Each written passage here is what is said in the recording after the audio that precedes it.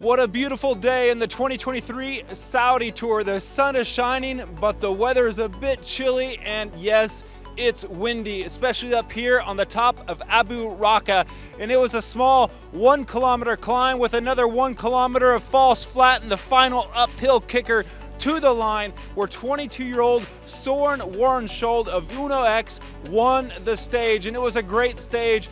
After the team finished fourth twice in the last 2 days, the first 2 days of the Saudi Tour. Well, we began the day 160 kilometers. A group of 5 men went free, and you'll have noticed one of the riders in the green jersey. Yes, it was the Saudi Arabia team who put a rider in the move, and that was a big move for a small team here in their home race.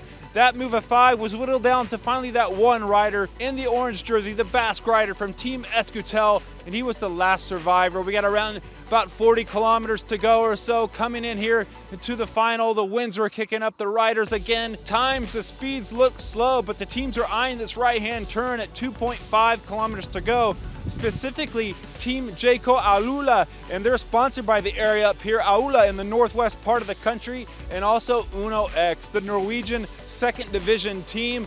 They were looking at that corner too, and right through that corner, we got to the base of this final climb. It was Team Jayco Aula making the move, and also last year's runner-up, Santiago Buitrago from Team Bahrain Victorious. They were attacking, trying to make their move here on the climb.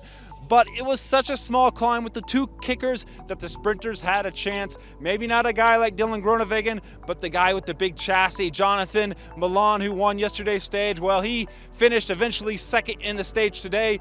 But the Uno X team, they had 2 men working for Soren there in the final, up the right-hand side, and that placed Soren perfectly for the victory. And consider, it comes on the heels of 2022, where he won the under-23 TT at the World Championships. Well, now, 2023, the team's on the big stage. He got a stage win, but the team is eyeing the Tour de France because they got an invite to the Tour de France later on this summer. And Soren told me earlier that if he proves himself in the longer races, he may get a shot to race in the Tour de France. A big step from the Saudi Tour to the Tour de France, but none of that matters because here in the 2023 Saudi Tour, Soren is celebrating tonight.